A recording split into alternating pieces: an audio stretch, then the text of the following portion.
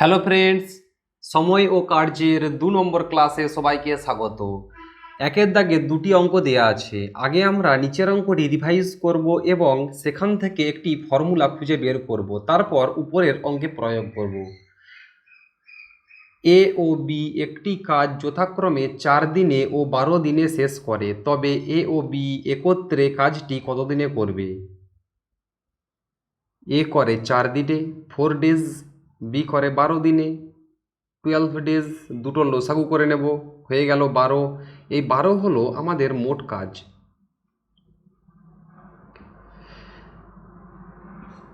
মোট কাজ ১২, এ করছে ৪ দিনে, তাহলে একদিনে এ কত কাজ করবে? ৩। মোট কাজ ১২, বি করছে ১২ দিনে, তাহলে বি একদিনে কত কাজ করবে? ১।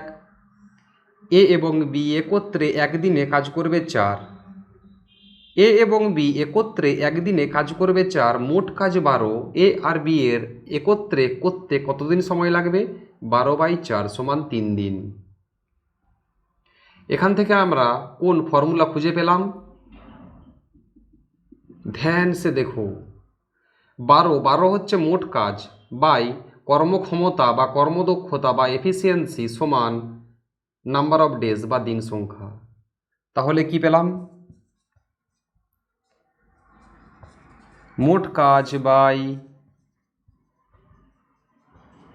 কর্মক্ষমতা সমান দিন সংখ্যা। আবার আমরা এটাও লিখতে পারি যে মোট কাজ সমান কর্মক্ষমতা গুণিত দিন সংখ্যা। এটা আমরা উপরে নোট করে রাখছি।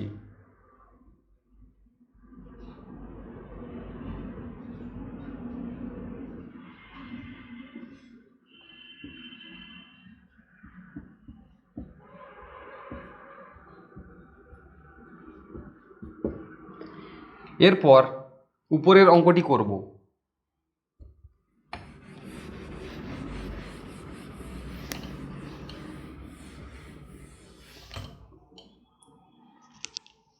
এ বি এর 3 গুণ কর্মক্ষম। এ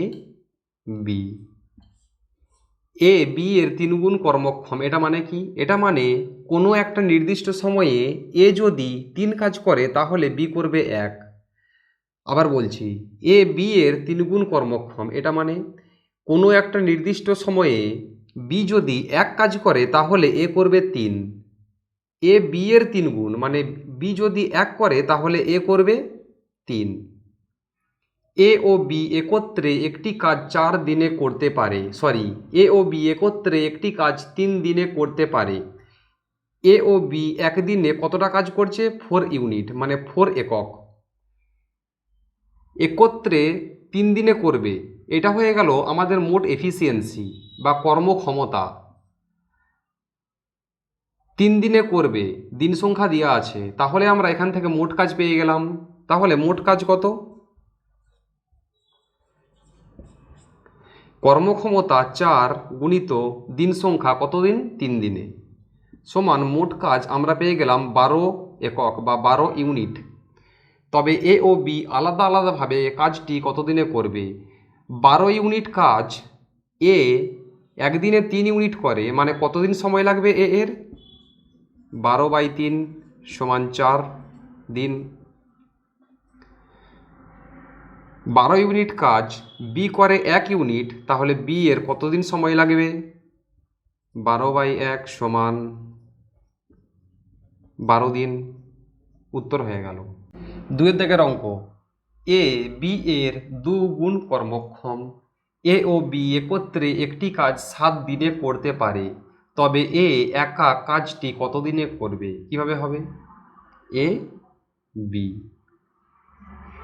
বি এর 2 গুণ কর্মক্ষম মানে কোনো নির্দিষ্ট সময়ে বি যদি 1 কাজ করে তখন এ কাজ করবে 2, বা বি যদি একটা মাদুর তৈরি করে এ করবে 2টো মাদুর। ঠিক এটার মানে এটা। এ ও বি একত্রে একটি কাজ 7 দিনে করতে পারে। এ ও বি একত্রে একদিনের মোট কর্মদক্ষতা কত? 3, যোগ করে দিলাম। একত্রে 7 দিনে করতে পারে, এটা হলো কর্মদক্ষতা। করছে 7 দিনে, তাহলে কর্মদক্ষতা গুণিত দিন সংখ্যা সমান মোট কাজ। এখান থেকে আমি মোট কাজ পেয়ে গেলাম। কর্মদক্ষতা কত? 3 গুণিত 7 সমান 21। 21 হচ্ছে আমার মোট কাজ। এ একা কাজটি কতদিনে করবে? মোট কাজ 21, এ একা করবে, এ একদিনে করবে 2 কাজ, কতদিন সময় লাগবে? 21/2 সমান 10 পূর্ণ 1-2 দিন।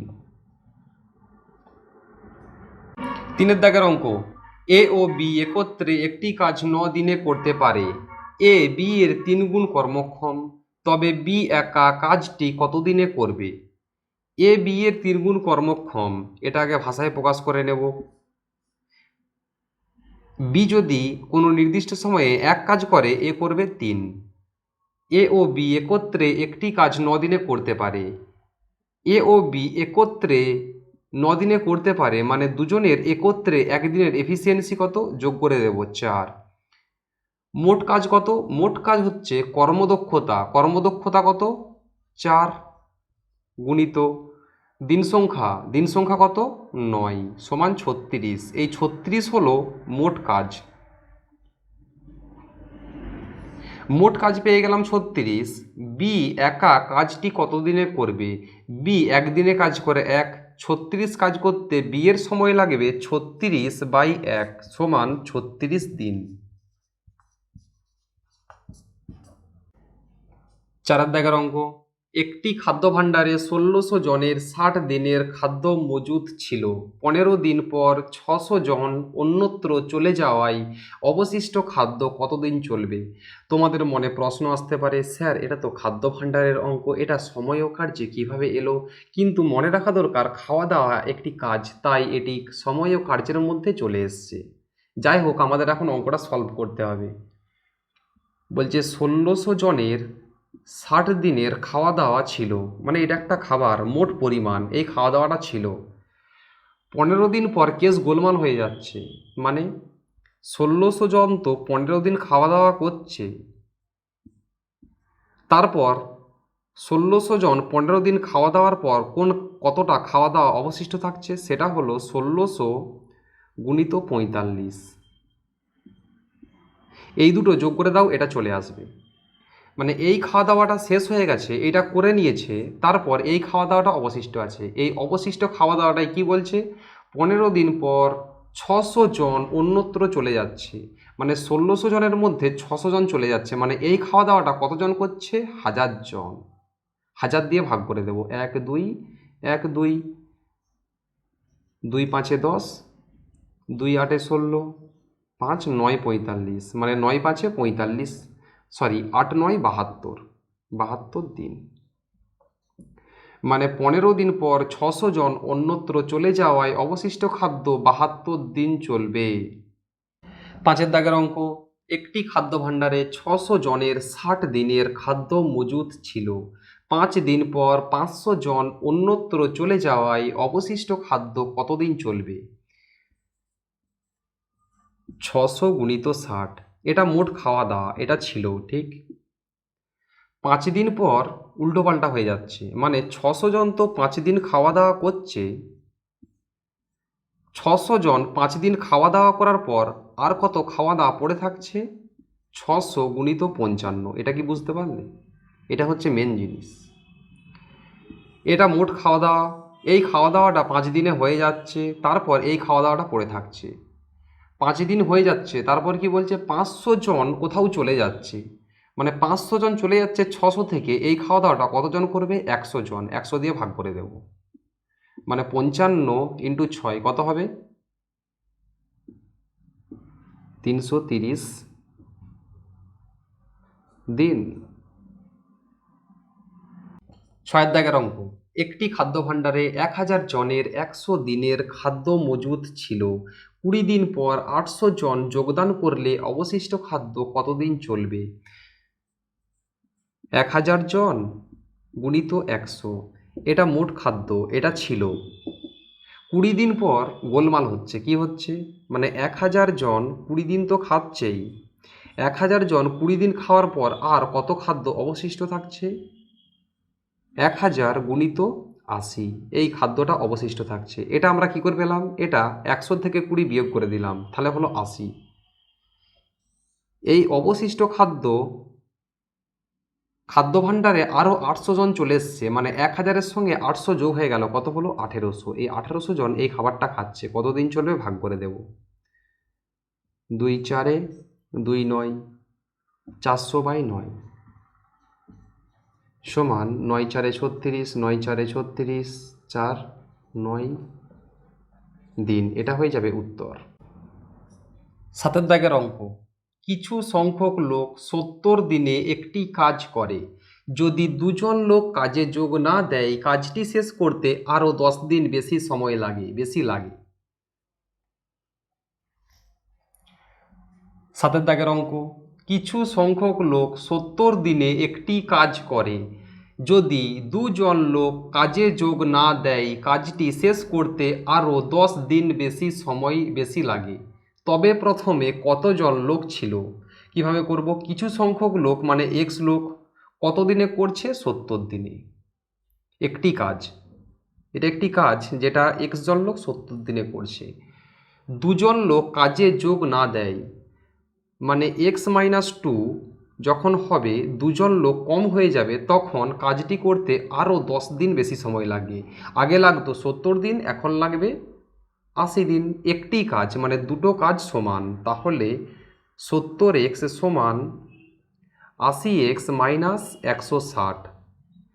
এটা এদিকে চলে আসবে, তাহলে হবে মাইনাস 10x সমান 160 মাইনাস 160, মাইনাসে মাইনাসে কেটে যাবে, 0 0 কেটে যাবে, x সমান হবে 16। এটাই হয়ে গেল আমাদের উত্তর। এটাই তো বলা আছে, তবে প্রথমে কতজন লোক ছিল। প্রথমে মানে আমি x ধরেছি, 16 জন লোক ছিল। আবার এটাও দেখো, যদি 16 জন লোক 70 দিন কাজ করে, যে কাজটা করবে 14 জন লোক 80 দিন কাজ করলে সেই কাজটা করবে। ঠিক আছে। 8 দাগের অঙ্ক, কিছু সংখ্যক লোক 50 দিনে একটি কাজ করে, ঠিক আছে, যদি 10 জন লোক কাজে যোগ না দেয় কাজটি শেষ করতে আরও 10 দিন বেশি লাগে, তবে প্রথমে কতজন লোক ছিল? কিভাবে করব? কিছু সংখ্যক লোক মানে এক সংখ্যক লোক 50 দিনে কাজ করে, গুণিত 50। এটা একটা কাজ, মোট কাজ, ঠিক। যদি 10 জন লোক কাজে যোগ না দেয়, আগে এক্স লোক কাজে যোগ দিয়েছিল, এখন x-10, 10 জন লোক কাজে আসছেন, কাজটি শেষ করতে আরও 10 দিন বেশি লাগে। আগে লাগতো 50 দিন, এখন লাগবে 60 দিন। তবে প্রথমে কতজন লোক ছিল মানে এক্সের মানটি বের করতে হবে। এটাও একটা কাজ, আবার এটাও একটা কাজ, মানে দুটো কাজ সমান, তাহলে 50x সমান 60x মাইনাস 600। 60xটাকে এদিকে নিয়ে চলে আসলাম, মানে মাইনাস 10x সমান মাইনাস 600, মাইনাস মাইনাস 0 0, x সমান 60 জন। এক্সের মানে আমি পেয়ে গেলাম 60। আবার 60 গুণিত 50 যতটা কাজ হবে, 50 গুণিত 60 একই কাজ হবে। 9 দাগের অঙ্ক, কিছু সংখ্যক লোক 75 দিনে একটি কাজ করে, যদি আরও 6 জন লোক বেশি নিযুক্ত হয় তবে কাজ শেষ করতে 15 দিন কম লাগে, তবে প্রথমে কতজন লোক ছিল? কিছু সংখ্যক লোক মানে এক্স লোক 75 দিনে কাজ করে, ঠিক। যদি আরও 6 জন লোক বেশি নিযুক্ত হয় মানে এক্স যুক্ত 6, তবে কাজ শেষ করতে 15 দিন কম লাগে। আগে লাগতো 75 দিন, এখন 75 থেকে 15 কম হয়ে যাবে মানে 60। এইটাও একটা কাজ, এটাও একটা কাজ, দুটো কাজ সমান, তাহলে 75x সমান 60x যুক্ত 360। 60টা এদিকে চলে আসলো, মানে 15x সমান 360, x সমান 15 দুগুণে 30, 15 চারে 60, x সমান 24, মানে 24 জন লোক ছিল প্রথমে। এটাই হয়ে গেল উত্তর, মানে x সমান 24 জন। 10 দাগে, এ ও বি একটি কাজ 10 দিনে করতে পারে, বি ও সি 15 দিনে এবং সি ও এ 20 দিনে করতে পারে, তবে এ বি ও সি একত্রে কাজটি কত দিনে করবে? এই অঙ্কটা হোমওয়ার্ক এর জন্য। এর পরের ক্লাসের প্রথমে এই অঙ্কটি নিয়ে আলোচনা করব, তারপর নতুন কিছু পড়ব। Thank you.